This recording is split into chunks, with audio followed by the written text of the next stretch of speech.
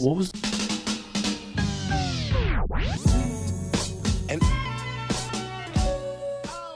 Yo, what's up? This is Mikey Dab, and welcome to the Hype Report.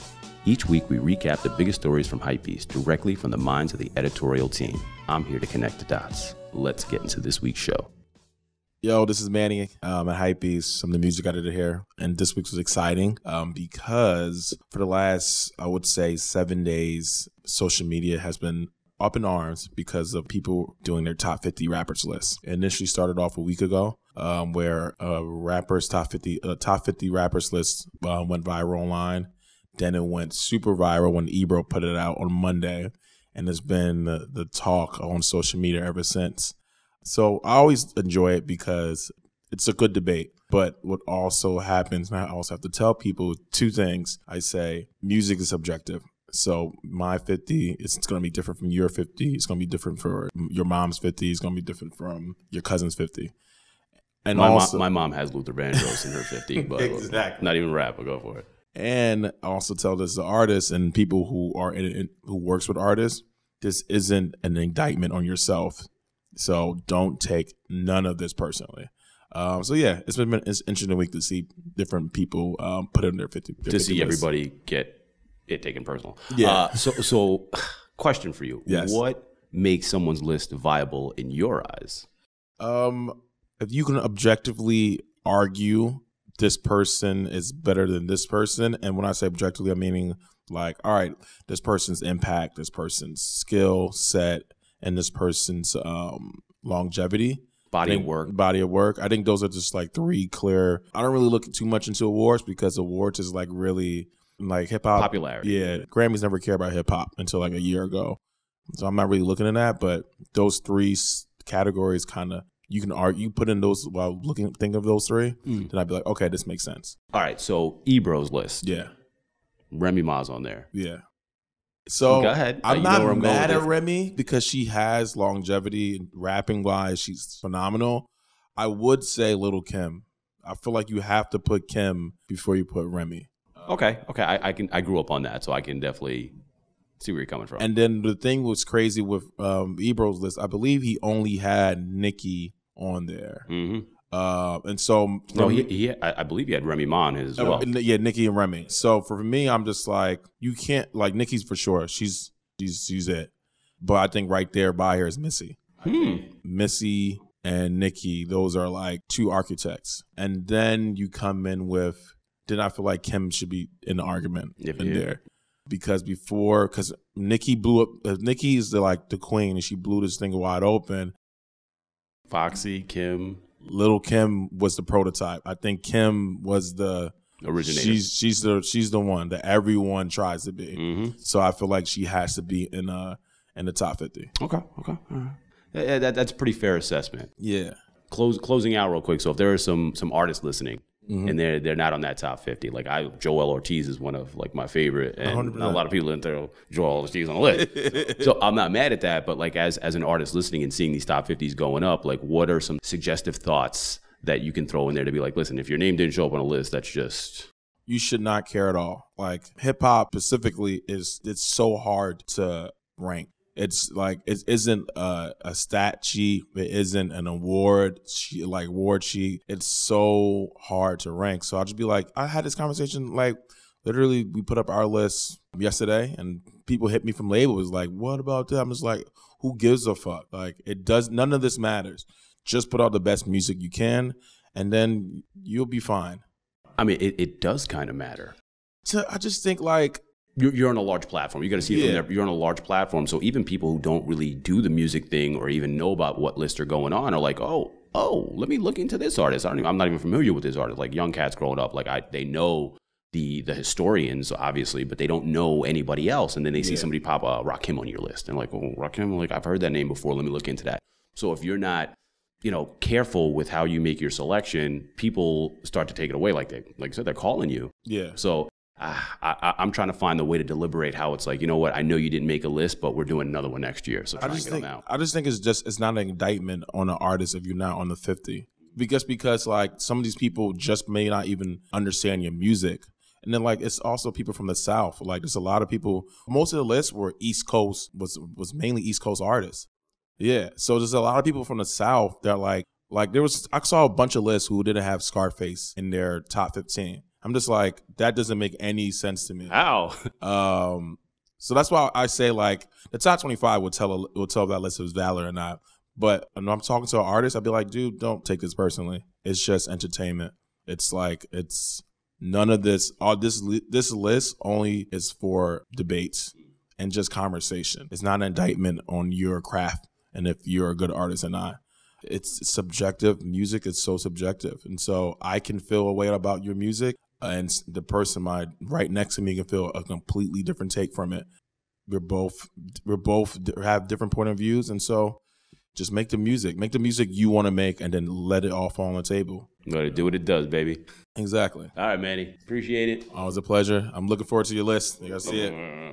My list can have like 15, and that's it. That's my list. It's over. I'm not going extra. I'm not friends with nobody. Let's do this. That's a good list. That's a good list. If you want to stay up on the latest music news, check out HYPEBEAST Music on Instagram or go to hypebeast.com/music. Hey, what's up, guys? This is Bob Marshall, senior editor, specializing in the realms of footwear and sports. What's up? What's going on? Chilling. I like what we're doing today. Yeah, already. Let's get into your specific topic this week, which was. For sure. I think the biggest news this week out of footwear wasn't really any big industry news. It was just really around drops. And the biggest one is Saturday's August 10th Nickelodeon and Nike collaboration on the Carrey 5 and the Carrey 2 lows with SpongeBob and his lovable friends.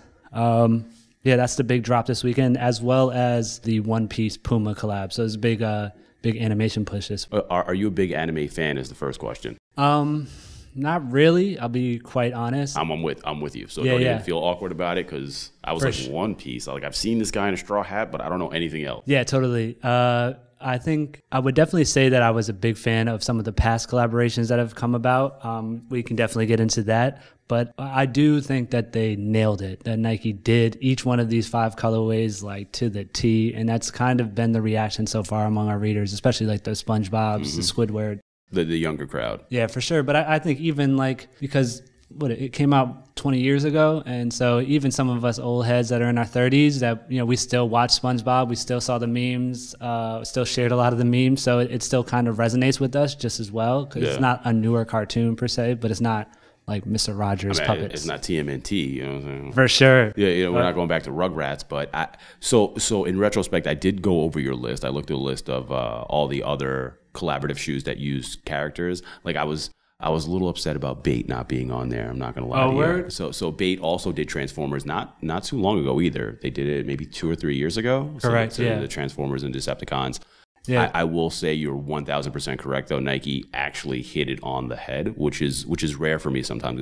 They'll do a color blocking scheme, and I'm like, I get it. You straight direct off the whatever the stature is or whatever they're going off of, but this was like on point. Sandy Cheeks on point. I just like saying that name also. Absolutely. Yeah, and I'm not even a big fan of the Kyrie 2 lows, but they totally work. Like even the Mr. Crab, right? It had the bikini bottom like currency on the liner and everything. It's nailed it. The SpongeBob had just a little bit of red for his tie, had the squiggly squish. Like the squiggly squish is on point. Man, I love when you mess around with the swishes, man. That's when it's like, yes, you got me for sure. They actually put some thought into it. But to go back to that, we on .com and on Twitter, we put out a poll just listing some of our favorite animation collaborations. And we had to say animation because we included cartoons, there was some comic collabs, even kind of like movie franchises that were based on cartoons, like the Transformers and anime, and like some weird ones like the Coraline dunks, those ones are actually going for, and I went through some StockX just a moment ago. The Coralines go for anywhere from $1,000 to like $50,000 because there was a few that were like only 15 that were made with like this big special wooden box, and it came with movie props from the show. That one is the pinnacle of like animation collaborations. What was the other movie? Was it the 9? The card, and then they did the auction on eBay for They that did do was that, the other yeah. one that was super high. Yeah, I think the 9 was another one. Was that part of Phil Knight's production house as well? I think I'm it might have been right. assuming so Yeah, because because of the production. Coralines Yeah.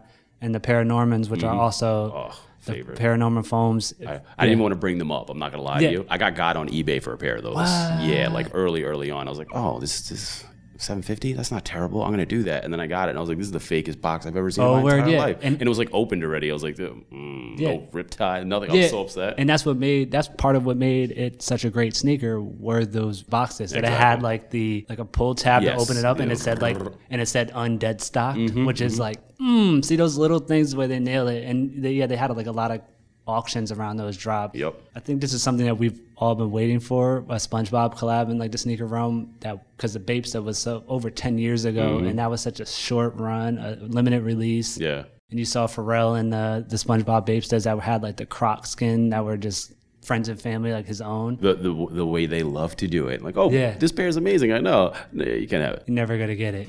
I do think that once these drop in a full family size run, and it's going to be quite a bit. I don't think they're going to be as limited as some people think. I think a lot of your boutiques are going to get it. I would imagine them being in some like Houses of Hoops. They had a few shutdowns already. Yeah. 125th I know got shut down. They had to move it from, I believe, the first House of Hoops that they had on 34th Street. They moved it up to 125th. Wow. That also got shut down. Like what's going to happen is it's going to be like a wide release just over a span of time. Yeah. You know. Yeah, because I mean they did the surprise drop last month, right? Yeah. So this weekend's the bigger one. So I don't see the resale value going super high. Maybe just off the rip like the first couple of weeks because like the craze is still there, but I don't see it reaching the level of some of these other ones that were on our list because they're not nearly as limited. But then again, I mean there are, you could still get the Goku Adidas Originals ZX 500s. Those still go for like $300-400 on StockX. I'm going to speak on that real quick. So like I looked over the list and I noticed like the older stuff wasn't really getting the votes, but the Goku stuff, because it's the younger guys that don't even know about the stuff that you that you went back in the archive, and I was like, oh man, I forgot about these. The Fantastic Four setup. I was like, oh my god. And I think the Fantastic Four doesn't get nearly as much love as it should in just the realm of collaboration. I don't think invisible or transparent sneakers are really like. I don't think anybody should be wearing transparent sneakers, to be honest. Ever. But if you're gonna make one and wear one, it's the Invisible Woman. That's the one that you'd rock, and it makes all the sense, right? What was it? The CDG Dunk that they just did that was clear. Yeah, exactly. Like, they're like, oh, that's so far. I'm like, but like they did that already. Yeah, exactly. Yeah, like, and for a proper reason. Yes, exactly. And I do think that pack was also what triggered like this trend. Although the Marvel BAPESTAs came out first, and those were pretty on point as well. And like I think everybody still loves those. It was still kind of a smaller release. It was Bape wasn't the brand it is today. Opening in Paris. Correct. So I think Nike put it on like a global scale, and then everybody kind of picked it up. But yeah, I think Bape is the originator of these comic animation collabs, man. All right, Bob. Appreciate you coming by. Yo, ready? I'm gonna give you some dabs. Put the dap on the there. mic. Hey. All right, man. Thanks, guys. For the latest in footwear news, you can check out HYPEBEAST Kicks on Instagram or go to hypebeast.com/footwear. Hey, this is Keith Estiller, our editor at HYPEBEAST. What's going on, Keith? Going, man. Just going. It's a good Friday. It's definitely a lot of like art content out there. Well, I definitely check your section out specifically. This week we've got Jim Carrey. Yes, we do. I need you to elaborate on this for me just a little bit. Yeah, for sure. So Jim Carrey, when he's not the comic legend that we know him to be and traveling for like movies and big shows, stand-ups, he is an artist. He's a painter. And he's been doing it maybe since like the early 2000s. Right now, his politically charged cartoons are the focus of an exhibition at the Phi Center in Montreal called This Light Never Goes Out. And there's over 50 works like torn from like his sketchbook that show like a lot of, his subjective satire on today's kind of polarizing political landscape. Okay, so I did get a chance to look at a few of the pieces, obviously via your section. Mm-hmm. Now, my thought process is this. Say his name is Jim Brown from Tennessee. He does the same exact drawings. Does it get the same kind of acclaim, so to speak? I think it would not. Unless, those artworks have some sort of like stronger message that resonates with a wider audience. I think and the subject is people that we do recognize, like people like Trump, like political figures like Trump. Some of them like are showing like celebrities, like like Bill Cosby, Mark Zuckerberg. A lot of people that I think Jim Carrey is personally frustrated with. And he said that in this press statement from the museum, he said that the reason why he's drawing this is to kind of share his frustration, but without using his sort of words. Yeah, his words. Yeah, I feel like that would be a larger staple or a bigger attribute to this issue, so to speak. So if you feel like it is an issue to speak on it, because it's interpretive, your art. Yeah, like it doesn't have to necessarily be a negative thing, even though the depiction to you seems negative. Yeah. So like I was looking at it and I was trying to find the angst in it, which you can see, but at the same time, like I said, it's subjective. So I can see the angst, but I could also see like, oh, it's just a drawing. Yeah. So he is a large figure in comedy, in movie, in life. Jim Carrey, everybody knows Jim Carrey. You could use that power for good. So it's almost like a superpower at this point. So you could use it for good. Instead of drawing it where I can take it either way, you can say it. Yeah. Which is why I brought up Jim Brown from wherever, because he could do the same drawings and they'd mean absolutely nothing. Yeah. Or he could say something and mean absolutely nothing. You're in a position where you could actually say something that is worth it. Yeah. Yeah. So I appreciate the art, obviously, but if you're just leaving it as art and not touching the social issues, so to speak, in the art, where you can speak on those issions. Yeah. You get what I'm saying? Where like I'd rather Jim Carrey speak on it than put something interpretive. I think he's been sort of like in the media, like having these discussions with like interviewees, and then he gets kind of like he hijacks like the whole session. He doesn't really answer it, but then he has like these sort of like existential like messages, and I think that's like part him being like just an artist in general. Yeah, because there is like sort of like an artistry that he upholds like when he's acting. Like everyone knows that's a signature Jim Carrey move when he's doing like all of his expressions and everything. So I think him like utilizing his art as sort of like a visual language to kind of like display those frustrations makes sense for him now, because if you're interviewing him here, I feel like it would be hard to kind of like decipher what he's talking about. But then when you see like his drawings, it's so obvious, right? Piece together. Yeah, you see like Trump like swimming in like a sewage dump. You see like Hillary Clinton like being portrayed as like a baby fetus and being aborted, you know what I mean? And that's just like parodying like her like strong support for abortion. Exactly. Yeah, so I think there's more of an impact with the visual art, and I mean that's been happening for like years. Yeah. Well, when the oppressed need something, an outlet, you have to put it somewhere, and they stop you from speaking, even though it's freedom of speech. They don't care, Well, listen, I appreciate getting that different perspective, because sometimes you need your eyes opened a little bit. All right, thanks, Keith. All right, man. Thanks, Mike. Taps on the mic, because that's how we do it. For the latest in art and design news, follow HYPEBEAST Art on Instagram or go to hypebeast.com/art. Hey, I'm Isaac Rouse. I'm an associate editor for HYPEBEAST, and we are talking about Disney Plus packaging Hulu and ESPN Plus for $12.99. Disney Plus Vanilla is $4.99, which means by itself. Hulu is $5.99 with ads. ESPN Plus is $4.99. Bringing that package together for a $13 deal is absolute genius. I have a question for you. Sure. Is this global dominance? Is this the start of global dominance? Because that's what I'm afraid of with Disney. Absolutely. Merging companies merging and joining assets is the way of the future.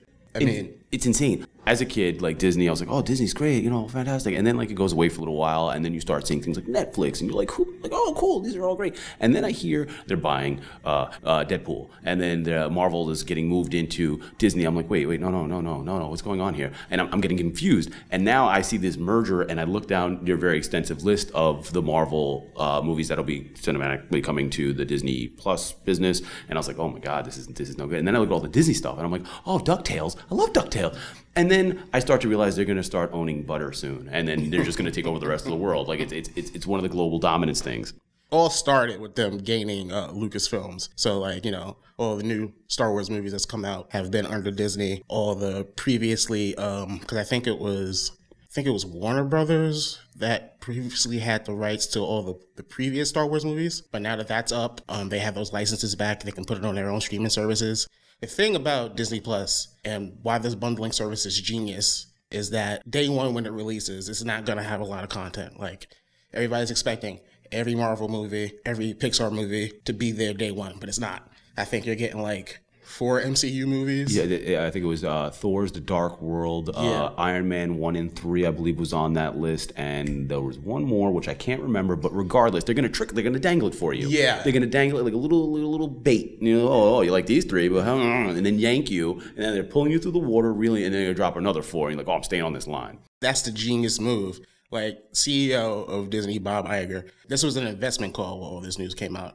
And like his quote was like, to achieve scale quickly, which is what you want to do. You got the Disney name. People trust the Disney name. You got that terrific price point, which is just like a introductory rate. Like, you don't get people in.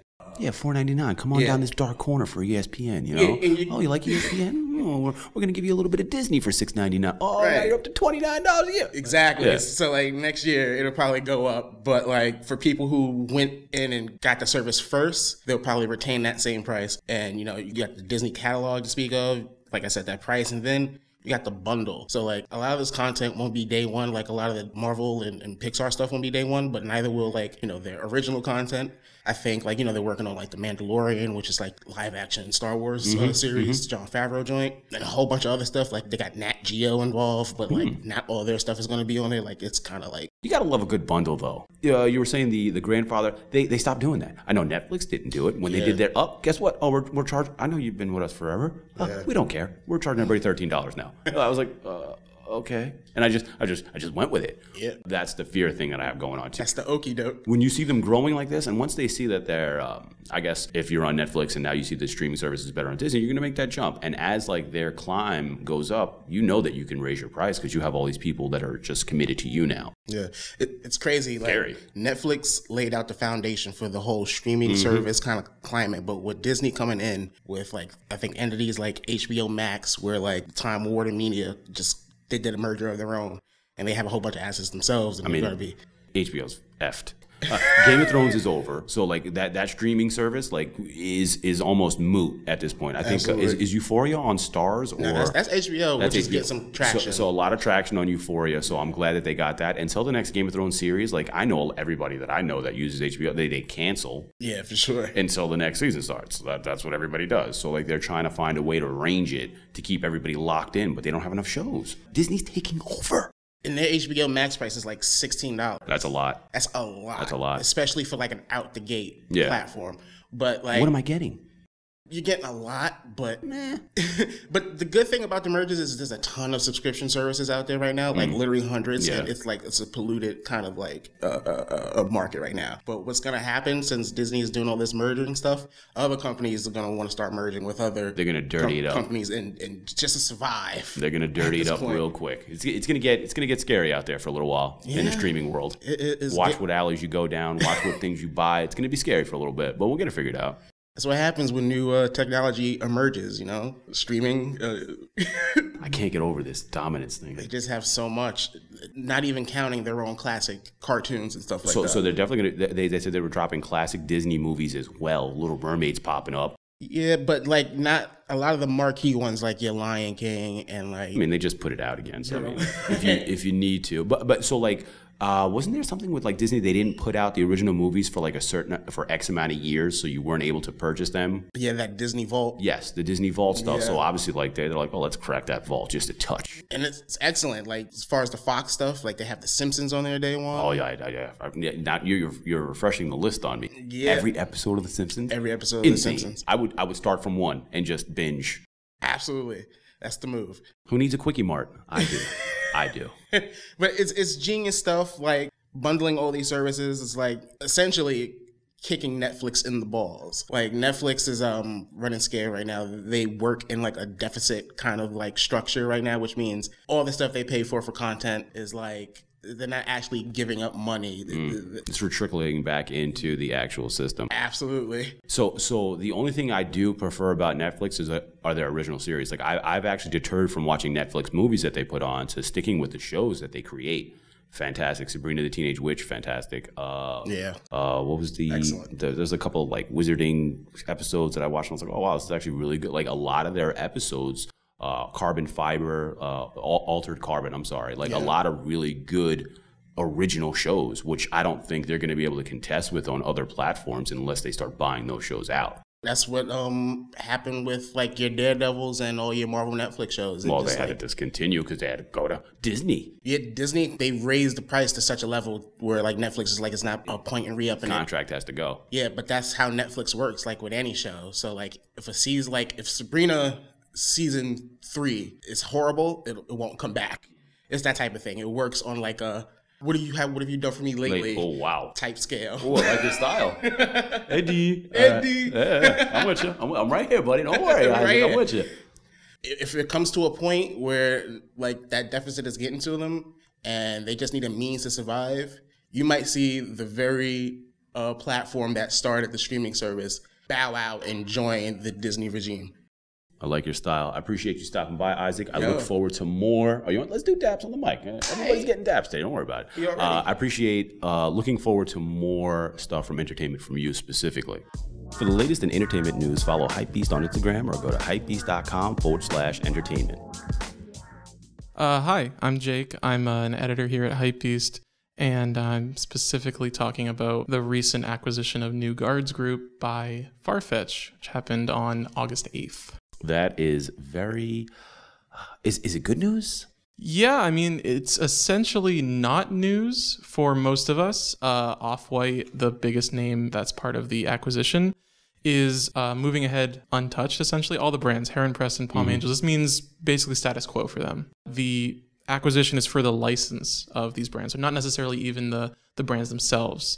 Farfetch now owns approximately, on average, 75% of each of these brands. What this is more indicative of is Farfetch's sort of aim to grow as a company and as a fashion powerhouse, like in terms of just sheer revenue, not including the gross profit, just the sheer revenue in the past half year, they've made approximately just under 400 million.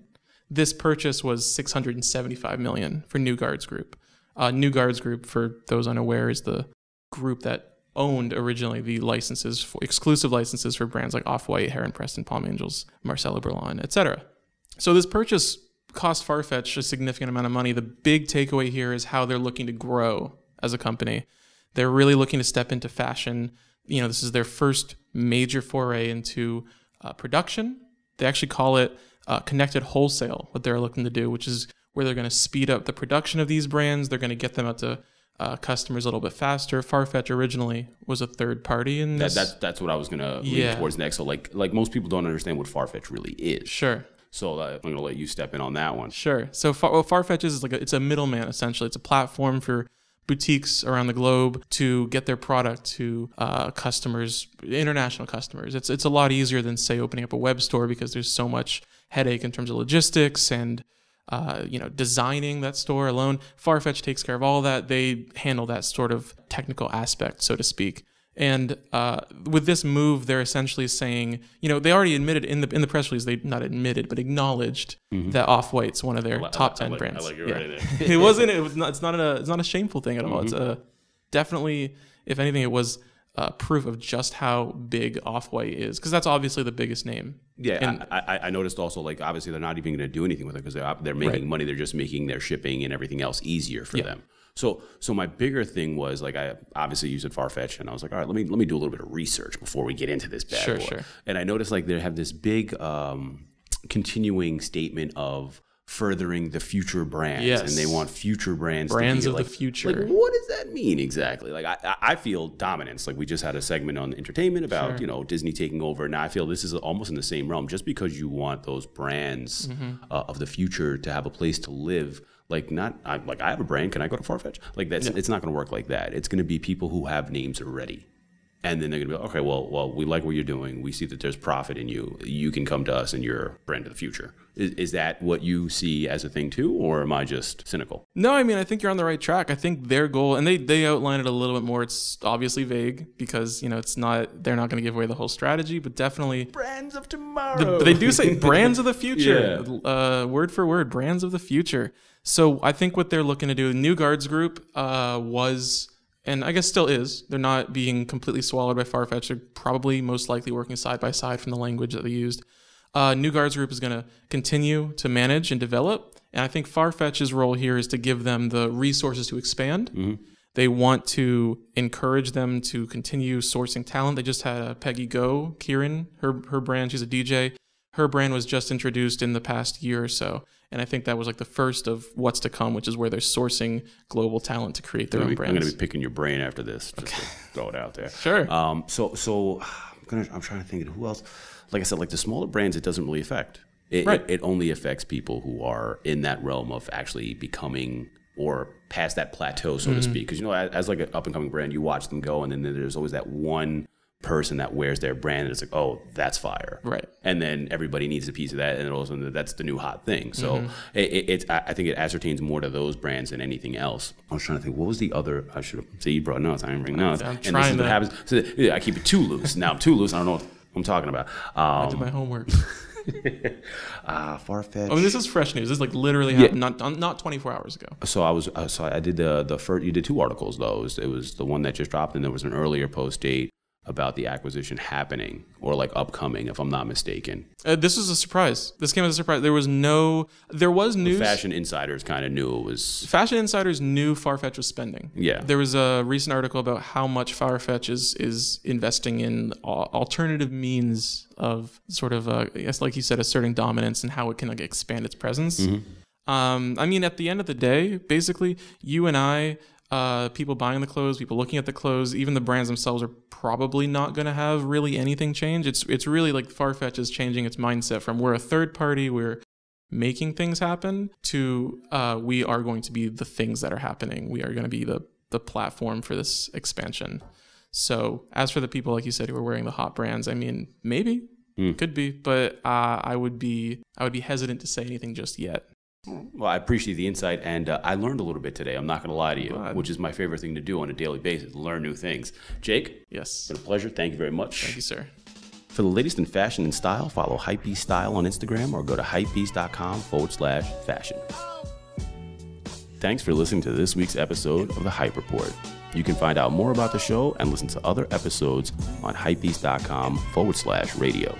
You can subscribe to us on Spotify or Apple Podcasts or anywhere else that you listen to podcasts. Leave a comment and let us know what you think about this week's topics. You can reach out to me on Instagram at Mikey Dab, and that's 2 B's. Shout out to our editorial team, Manny, Bob, Jake, Isaac, and Keith. I'm Mikey Dab, and thanks for listening to The Hype Report.